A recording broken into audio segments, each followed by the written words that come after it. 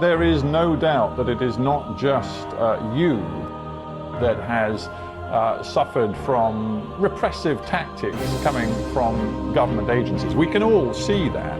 But nonetheless, the notion that all sorts of was even in effect cements it now, right? That 2016 their journalists are criminals. In 2020, after the weaponization of social media, the weaponization of the law, now I'm convicted. That's the death of 1,000 cuts of our democracy. There is no doubt that it is not just you that has suffered from repressive tactics coming from government agencies. We can all see that. But nonetheless, the notion that all sorts of freedom of expression are now curtailed and eliminated in the Philippines surely isn't right. If one looks at your country today, there is still a multitude of diverse opinion across the spectrum of politics in different platforms on the media, not least Rappler itself. After all, your website hasn't been shut down. It continues to this day. It has millions of eyeballs on it every single month. The Philippines is not North Korea, nothing like.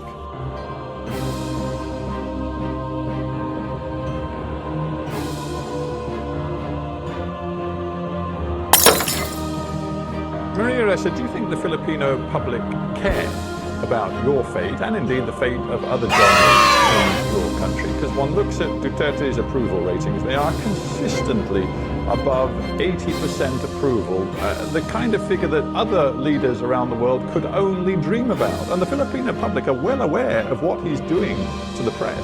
I think there are two answers to that question.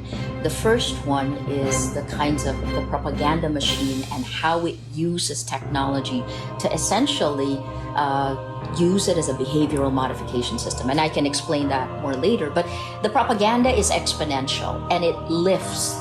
When you hear President Duterte is the best, the defender of the poor, even though it's the poor who are dying in the drug war, right? So that's the first step. I think, the age of social media, statistical surveys haven't been able to keep up with these shifts. The second one is, do people care? Yes. And I can see that just based on what's happened. And I think this, in particular in 2020, three things have happened.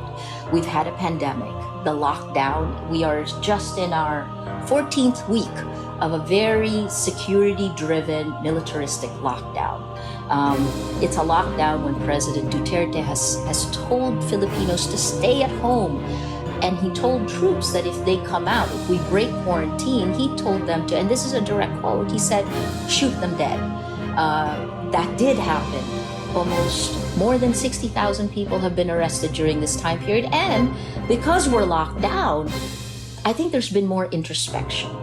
The second is I'm going to stop you there, if I may, because it's fascinating what you're saying, but I'm just wondering where your evidence is, because I look at the latest polling I can find in the Philippines. There's a company I'm sure you know well, Social Weather Stations, who are widely respected, and their measurements suggest that the Filipino public as a whole approves still of President Duterte's campaign against illegal drugs. They still seem to favor him, despite all of the controversy about his latest anti-terror law, which you and others have described as a fundamental threat to freedom of expression. That's the third one, right? That's the third one I was going to say, this anti-terror bill. You have to get real in a way.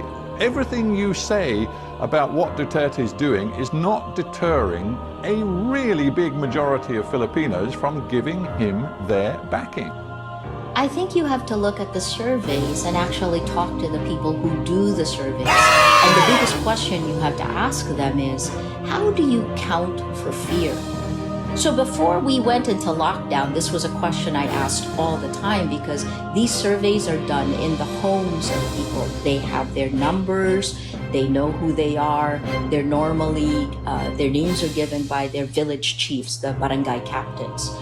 How do you account for fear, right? So not saying that President Duterte isn't popular, because I think his homespun, this kind of, the guy you want to have a beer with, the grandfather. Let's talk about international reaction and response to what is going on in the Philippines right now. We have international NGOs like Amnesty International condemning what they call, quote, a policy of large-scale murdering enterprise, they call it. We had, as you said, the UN Human Rights Office report referring to near impunity offered to Philippines security personnel. But what we also see is that consistently over the last 4 years, Donald Trump, for example, has referred to President Duterte as his friend.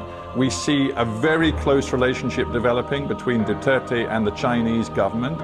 And we see, for example, that the International Criminal Court, which appeared to be ready to investigate what was happening in the Philippines, has essentially been neutralized because the Philippines has refused to recognize its legitimacy. The international community, frankly, has let you down, hasn't it?